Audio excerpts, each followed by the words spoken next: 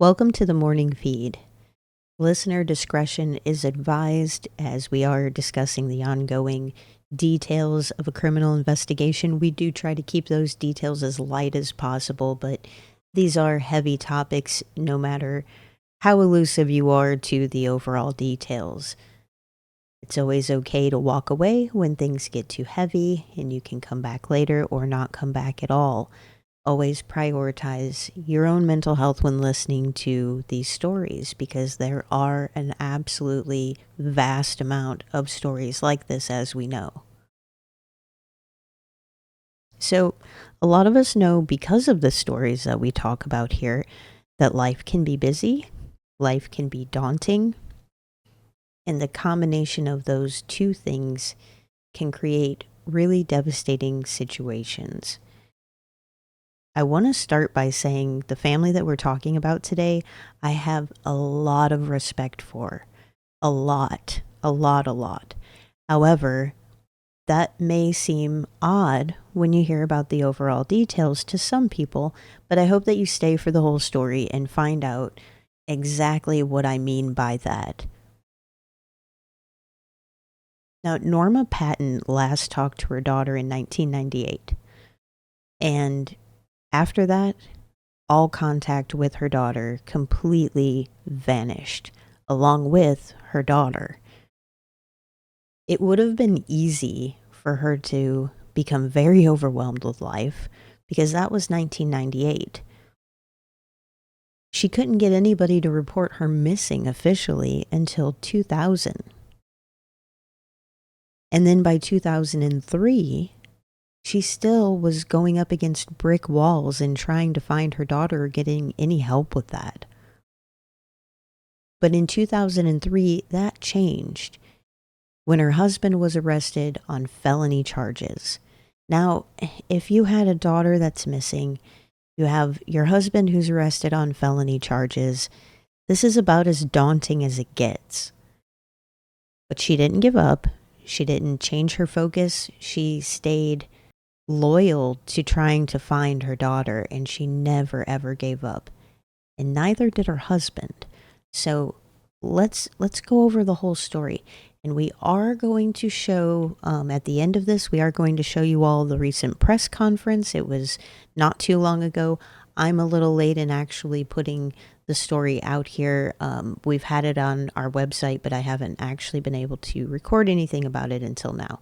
So this has been few weeks ago that this actually transpired, but I wanted to take my time and be able to go over the details of the story because it's a story that I don't think you'll forget after you hear it. And Melissa Wolfenbarger is a name that you will likely not forget after this. So up on the screen, we have our article that is on themorningfeed.com that shows you the details of this. And if you scroll all the way to the bottom, if you're looking on a video platform, you'll be able to see we've got a timeline down here. As this case moves through the court process, you're going to be able to see what's transpiring. Are we going to trial? Is he going to plea out? We'll be able to share all those details with you there. We're going to make sure we put her story up on our court page so that everybody can see that. Okay. So let's get back to the details. But first, let's just set the tone with Melissa Wolfenbarger's mother, Norma Patton, at the press conference. Just a quick clip, and then we'll show the full thing at the end. We have finally made it. He's in custody. And now we just need to get over the last hurdle and get him convicted. I watched the news the day that the head was found, and they said on the news that it was male. And I said, okay. And it was, give the address of Avon Avenue, and I said, I thought that was on the north side of town somewhere because I'd seen an exit off 285. And I said, well, this isn't Melissa, because I watched every newscast. If anything came on any news station about a body being found, because she'd been missing 4 years. She laid in the morgue 4 years before she was identified. And that was a long, hard 4 years. I called multiple. When they said it was a female, I called multiple police departments. And I would get some firm talking to at the start of those conversations and trying to find her. And when they would find out, they would eventually say, well, this isn't your daughter. Then their tones would soften. But I don't have to watch the news anymore because we got him. He's in jail. And Lord help him, he stays there. So that is Norma Patton. And that was her at the press conference where they were announcing the arrest of Melissa Wolfenbarger's husband. But first, let's go back and go over the details of this case.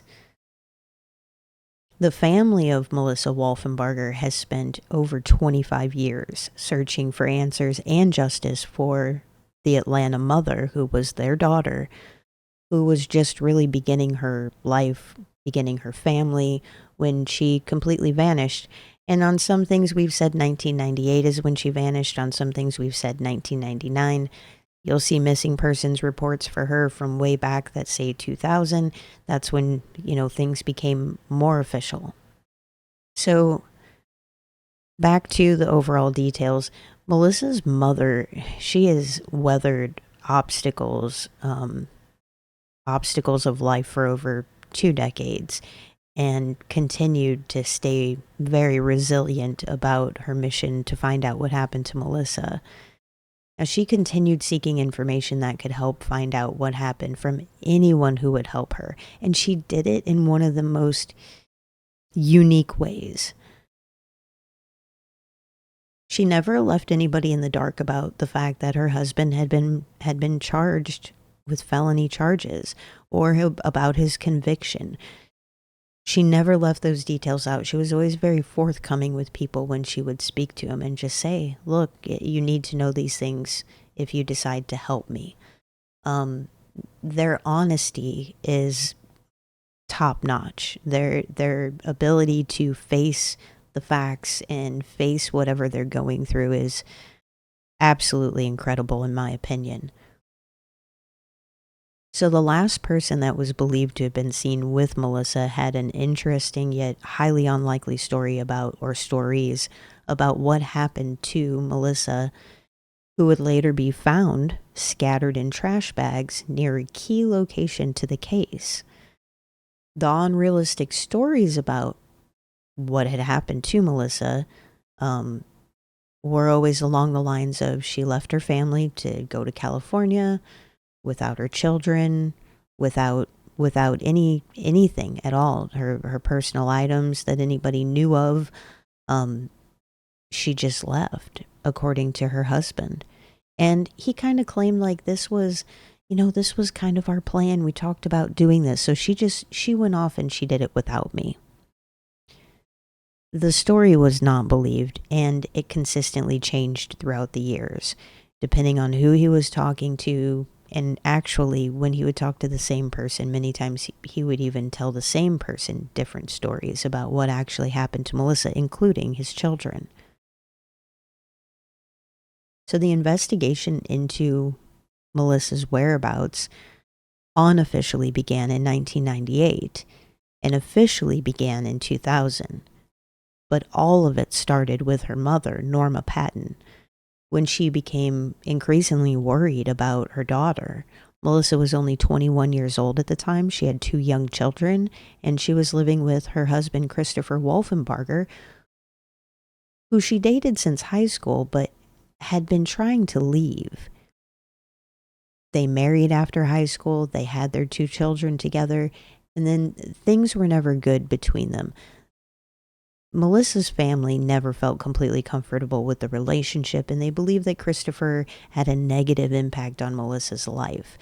There is a lot of reasons for that. Christopher was always in trouble. He was always, doing something that's not legal. And it seems as though perhaps he was dragging Melissa into that repetitively. Now, we understand that No victim of any situation is perfect. She had a choice in the matter to participate or not participate, but one of the reasons that it's believed that she kept going back to him was in order, for their children, and to be able to do what was best in her mind for their benefit. And as we know, that whether it be finances or other lack of resources, without having both parents there, there's a variety of issues as to why she may have felt that she needed to go back in order for the children to be properly taken care of. So Melissa spoke to her family around the holidays in 1998, at the time that she was living in Atlanta with her husband. Her family, her parents, lived about an hour away.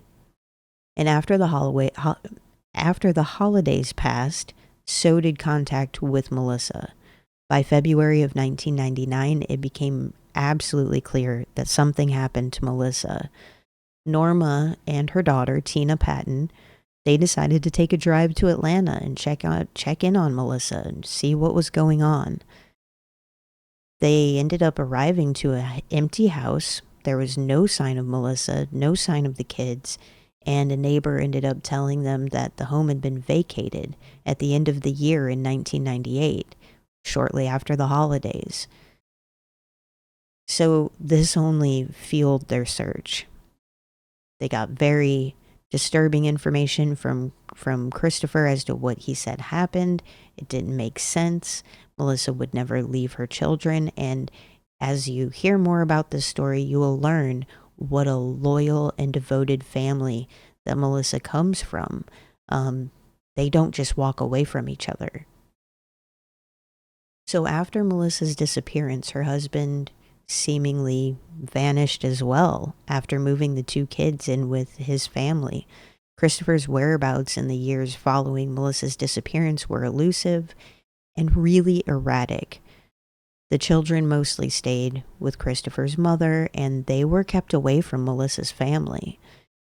I don't even think they realized that they were living in the same area. Anytime they asked about their mom, they were given varying stories and details about what happened to her. They were also told that she just left them. In the months following their unsuccessful trip to Atlanta, Norma attempted to report her daughter missing multiple times, and instead of assistance, she was met with passive-aggressive statements and delays. A missing persons report was officially filed in January of 2000. But the official report did not really move the case in any kind of way. The first obvious action in officially investigating Melissa's disappearance would be to contact the person who would have been most likely to assist in retracing her steps, which would be her husband, Christopher Wolfenbarger. When law enforcement spoke with Christopher, he made some very interesting claims about where Melissa could be found. He claimed that she took off to California without him and the kids, in some elaborate tale about how they dreamed of moving out west and changing their identities, which kind of seems like a projection on Christopher's part, because that's exactly what he was doing later on. He was moving around different places and using different names. By 2002, Christopher Wolfenbarger petitioned the court for a divorce from Melissa, which seems like a suspicious move by the man who claimed that he was just suspecting that his wife would return from out west when she was ready. The investigation seemed riddled with obstacles and little to no information about what actually happened to Melissa, or if she was even still alive.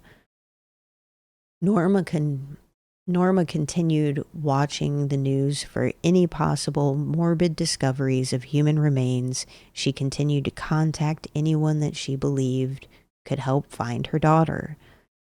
Now, like I mentioned earlier, 2003 became a really pivotal year for the investigation, but also for the Patton family. So while they're trying to break through this brick wall of silence about their daughter's disappearance, Carl Patton Jr., Melissa's father, he was charged with multiple murders, and his wife, Norma, cooperated with law enforcement and testified against her husband.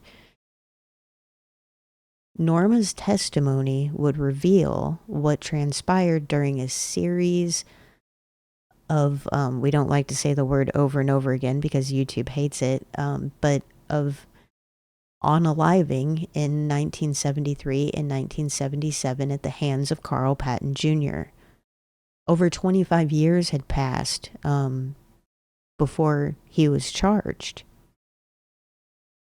Kind of like the situation we're discussing today with Melissa. It also took 25 years, which is really difficult to process.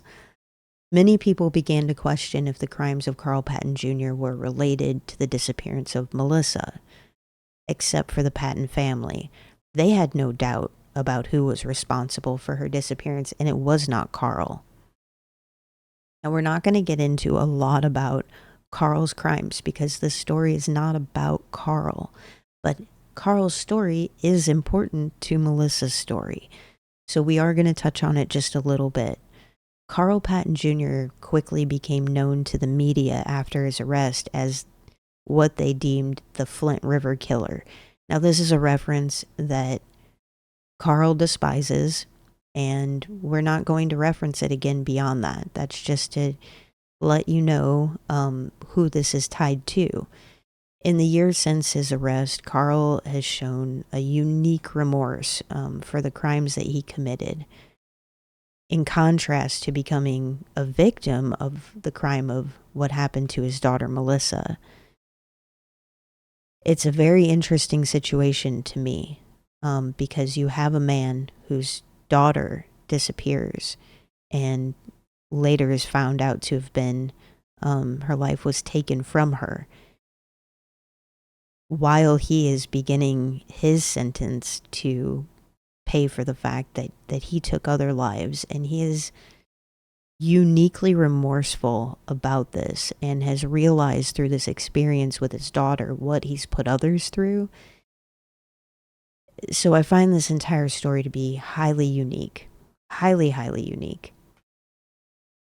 So, like I said, in the years since, he has shown a unique remorse for the crimes and he committed in contrast to what happened to their family in regards to Melissa. And Melissa's death is considered by her family to be what ended up in a domestically violent relationship that ended in her life being taken from her. Now, as Carl faced his own crimes in court, the Pattons kind of had to recalibrate their lives and their effort to find their daughter because now Carl will no longer be there with the family to help them pursue this. So this is the point in the story where I always have to pause and also recalibrate. On the homepage of the morning feed, there's a tagline that reads, "Investigating crimes of duality." I have no ability to better explain what my role is in an investigation and victim advocacy than that. The determination and resilience of Carl Patton in relation to his family is completely separate from the crimes that he committed. People can have two dualities and they're not always tied together. They can be very different.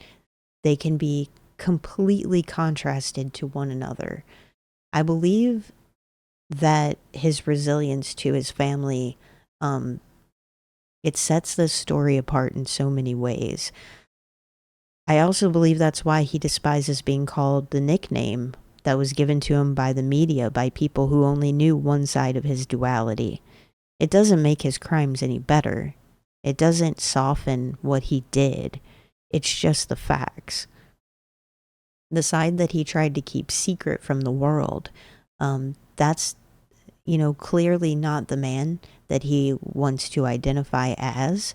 And I understand that his crimes put him in a situation where, he doesn't have control over that. But I do respect his explanation as to why he feels the way that he does about being called that name. I'm really unsure of a better way to lead by example than to be there for people and to leave a positive ripple in other people's lives, no matter what their circumstances are. This is why I believe that people should avoid using jokes and things around prison justice. You know, when people get dealt with in prison, we're not supposed to be the type of society that rallies behind that. We're supposed to be a civilized society, and the only way we can be a civilized society is to lead by example. That's just my personal take on it. That includes victims, the people who care about them, the people who care about the perpetrator. No one in these circumstances win. Justice does not erase the trauma for anyone involved. So this is not to say that Carl's crimes against Liddy Evans, Richard Jackson, Fred Wyatt, Betty Jo Eflin, and Joe Cleveland should be dismissed in any way. Their lives are also worth remembrance, justice, their names are worth saying. Carl agrees with that. And he agrees with the heavy burden that he's placed on himself by taking their lives, on the heavy burden that he's placed on their families, their friends, everyone that was affected by them no longer being here. In contrast to his own daughter, he perhaps feels the weight more than some suspects ever will, or convicted individuals. He's expressed this remorse for the pain that he inflicted on the victims in a way that's really rarely heard from a convicted felon, in the way that he has expressed this. And I respect that.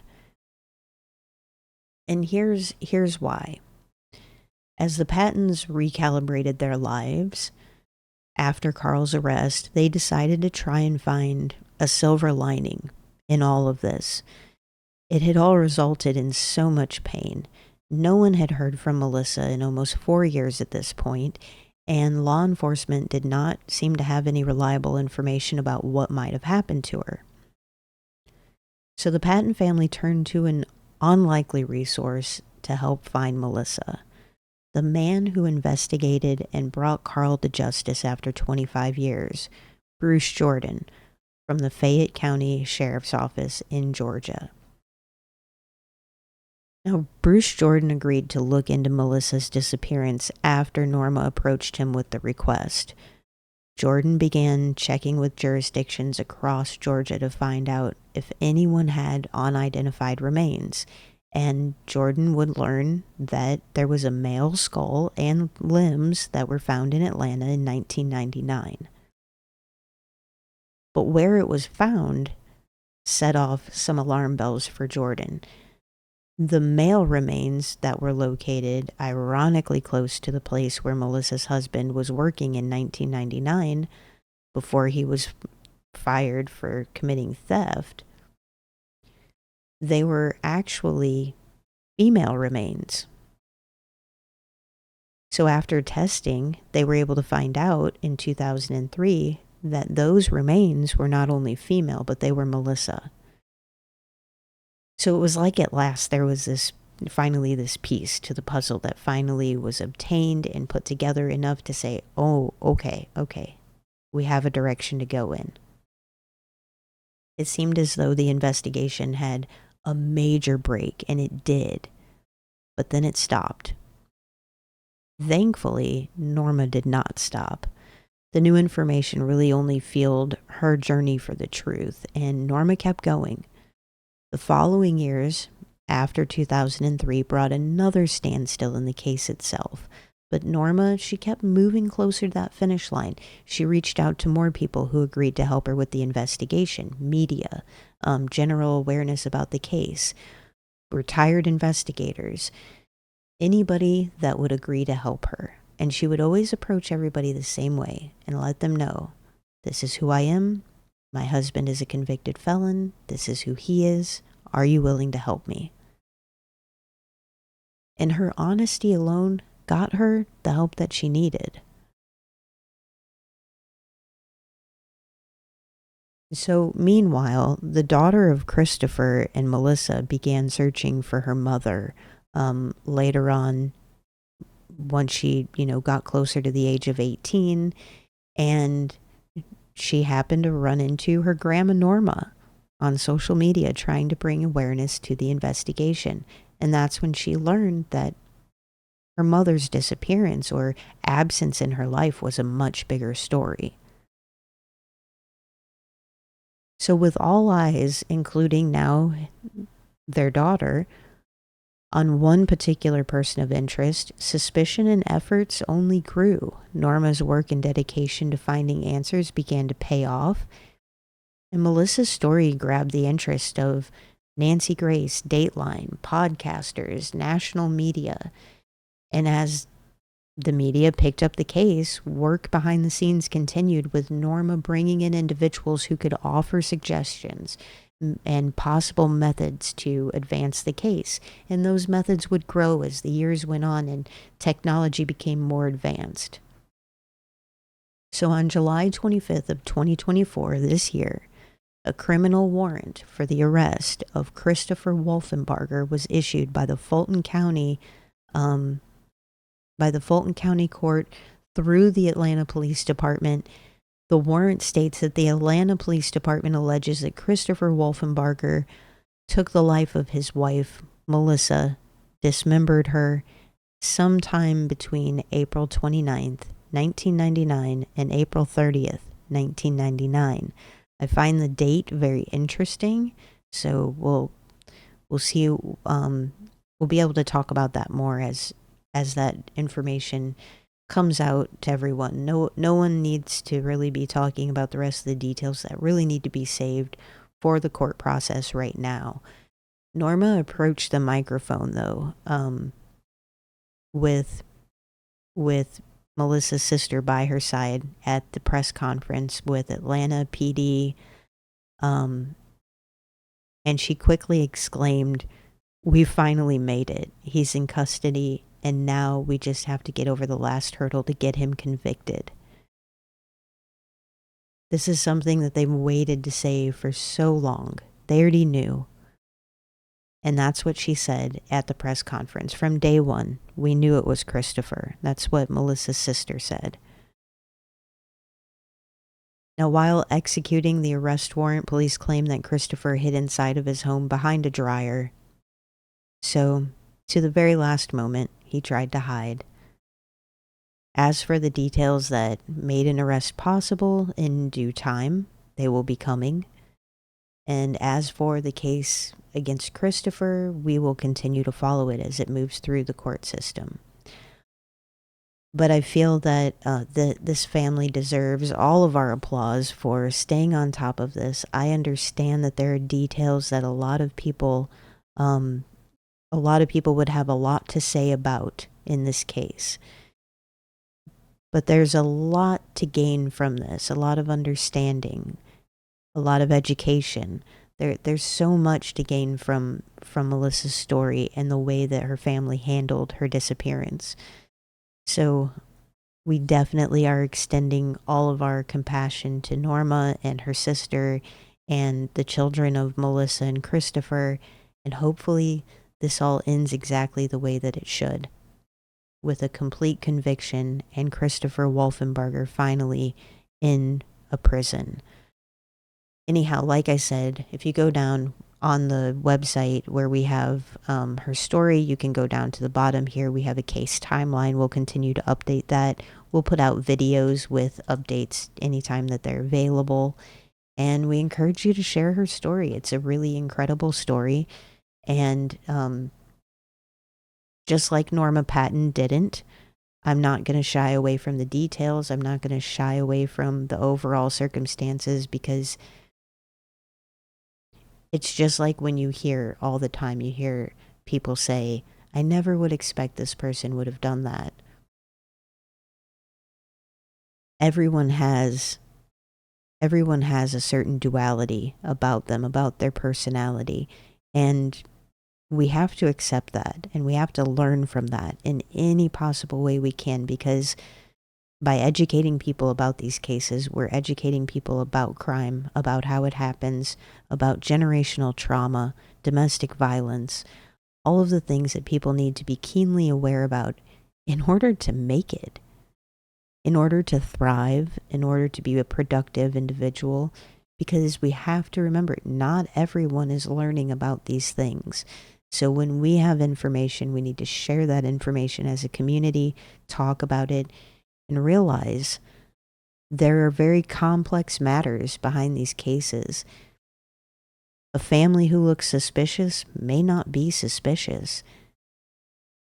If Melissa Wolfenbarger would have disappeared in 2023, everyone would be talking about her father. Everyone. And a lot of people did when it happened.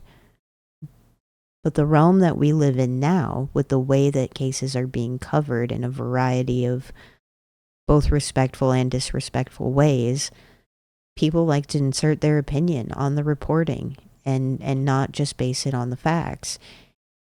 This family probably would have gotten eaten alive if she would have disappeared in 2023 or 2020, and then you have the arrest of Carl. You wouldn't have been able to convince people that he didn't have something to do with it. So while a lot of people like to point fingers at certain family members or other suspects that they really don't have the facts to support their opinions, really need to stop and pay attention to this case as well. There are so many things to learn from this, and I hope that everybody continues to support this family and rally around justice as this moves through the court system. And also, I just want to add, I had a Spaces on Twitter. Well, it was Twitter at the time, a while ago, and we were just talking about various cases, and Melissa's family came in and joined us on the space, and they were talking about her case, and it's just one example of every opportunity they would take to try to join conversations, to try to get people involved, get people's feedback, figure out different methods to approach the investigation, find media who wanted to talk about the case, barter with media. Oh, you want to talk about my husband that the media has, deemed a serial killer in some respect? Not totally, but they did kind of deem him that in some respect. Then you're going to also have to talk about my daughter because she's missing and we need to find her. These are just the variety of ways that no matter what Norma Patton was going through, she continued to do whatever it took to find her daughter, and she did find her. And now she's gotten a conviction single-handedly. She has rallied the troops. So hats off to Norma Patton. They don't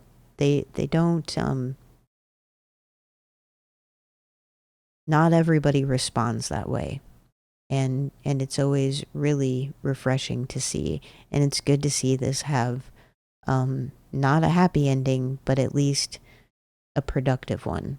Because Christopher Wolfenbarger is definitely somebody who needs to be off the streets. So now let's go over to the press conference and listen to Norma and Tina Patton, Melissa's mother and sister, speak to the media along with Atlanta Police Department.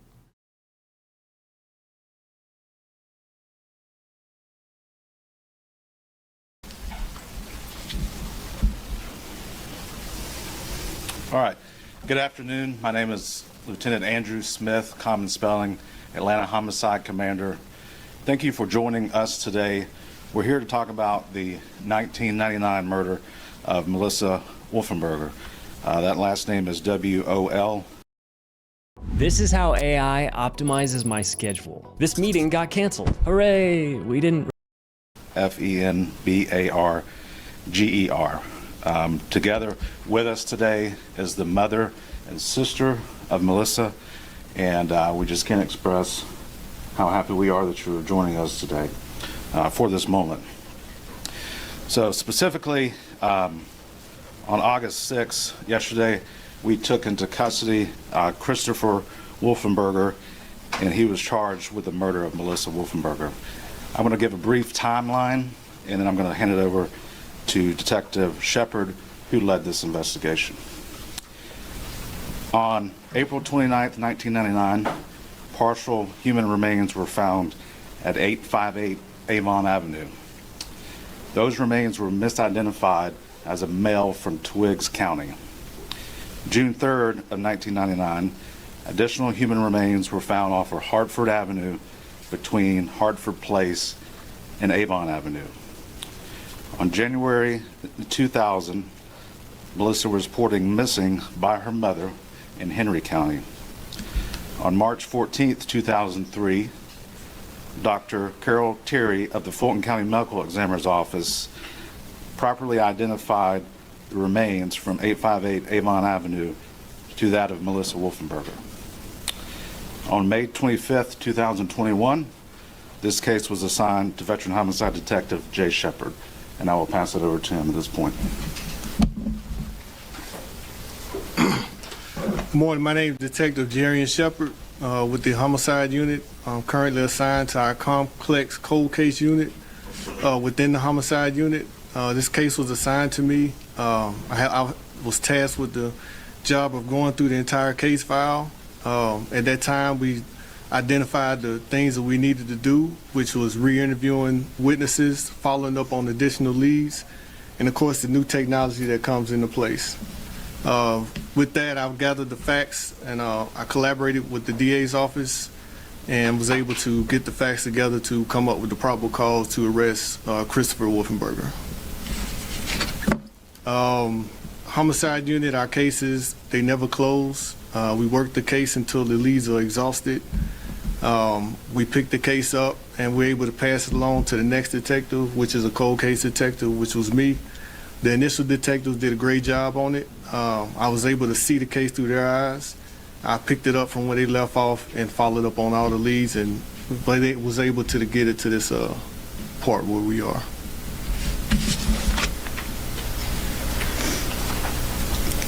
We have finally made it. He's in custody, and now we just need to get over the last hurdle and get him convicted. I watched the news the day that the head was found, and they said on the news that it was male. And I said, okay. And it was, give the address of Avon Avenue, and I said, I thought that was on the north side of town somewhere because I'd seen an exit off 285. And I said, well, this isn't Melissa, because I watched every newscast. If anything came on any news station about a body being found, because she'd been missing 4 years. She laid in the morgue 4 years before she was identified. And that was a long, hard 4 years. I called multiple, when they said it was a female, I called multiple police departments, and I would get some firm talking to at the start of those conversations and trying to find her. And when they would find out, they would eventually say, well, this isn't your daughter. Then their tones would soften. But I don't have to watch the news anymore because we got him. He's in jail. And Lord help him, he stays there.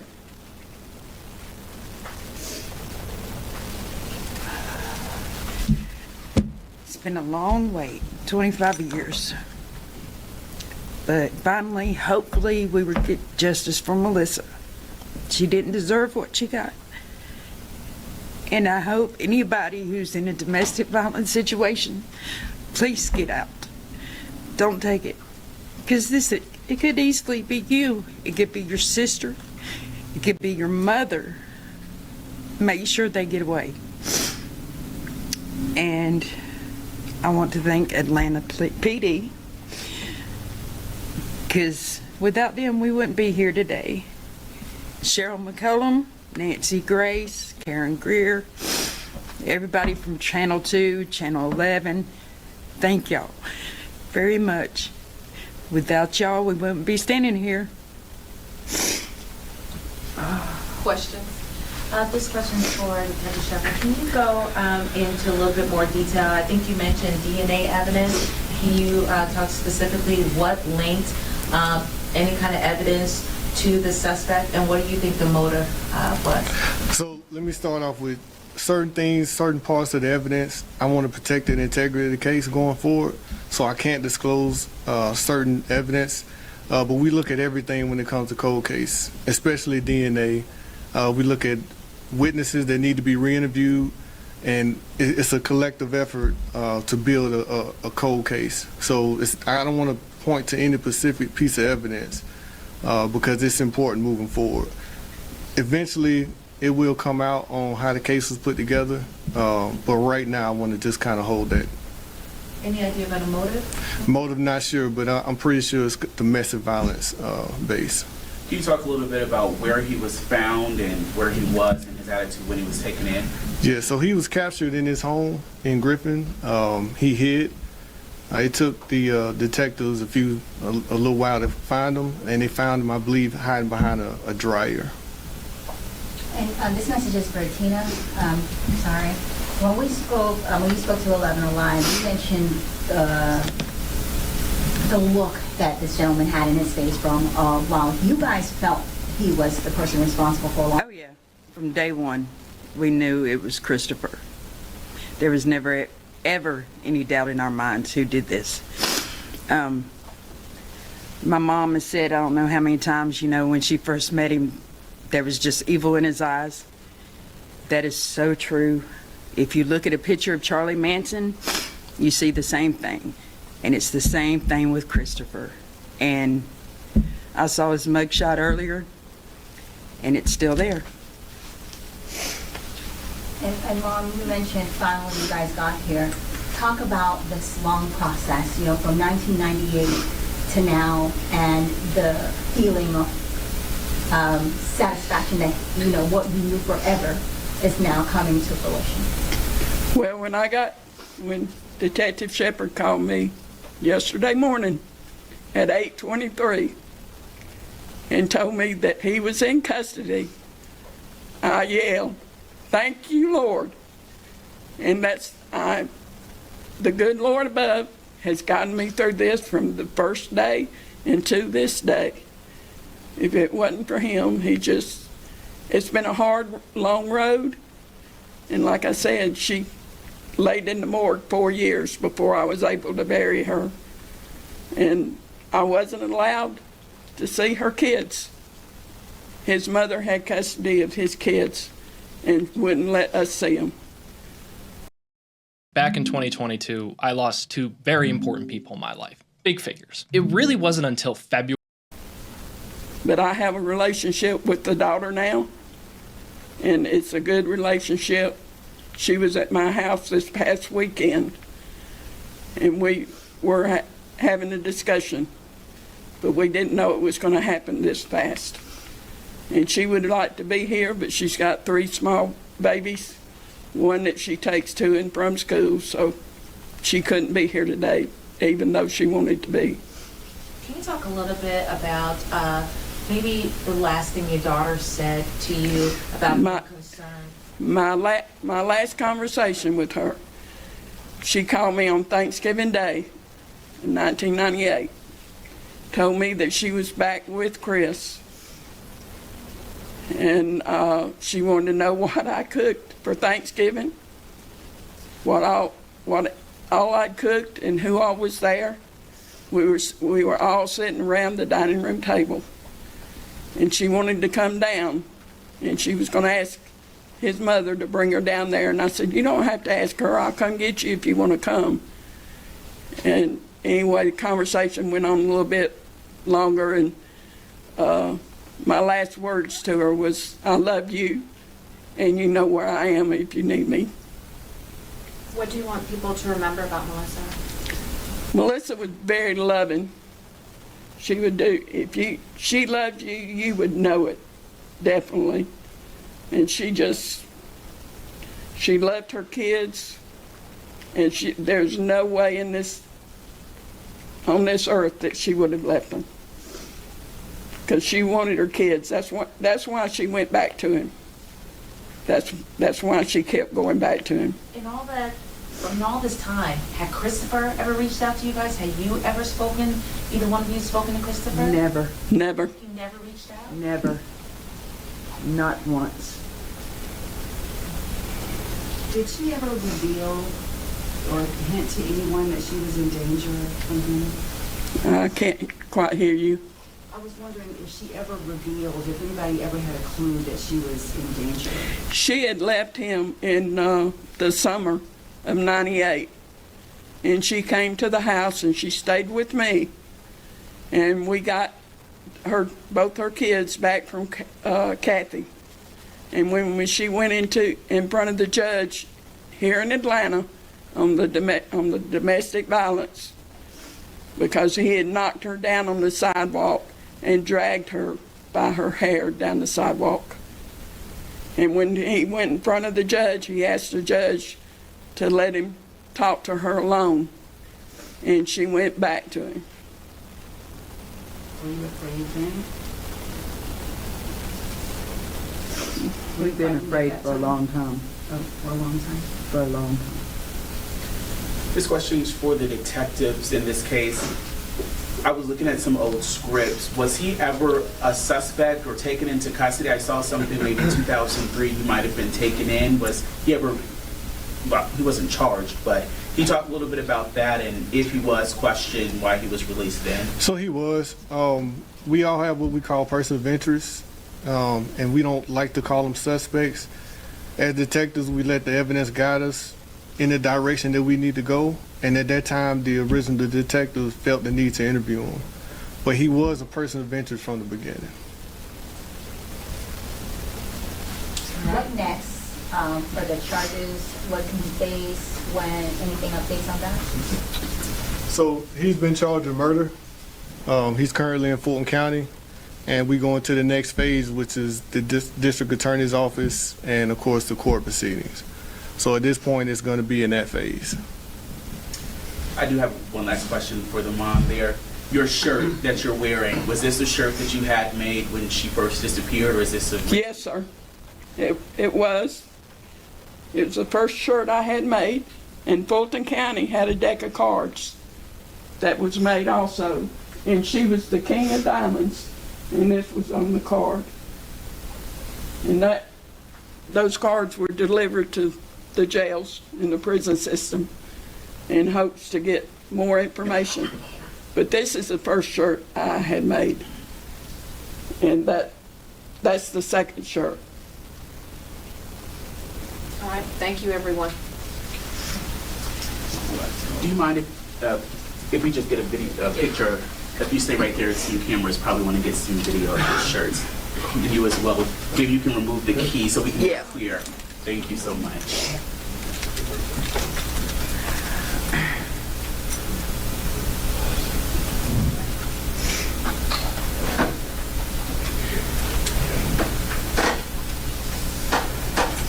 The ladies turn around so they can get the back of it.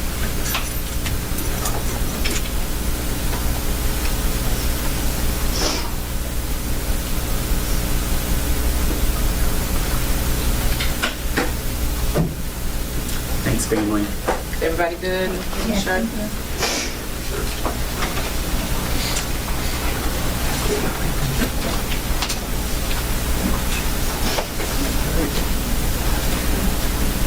Thank you.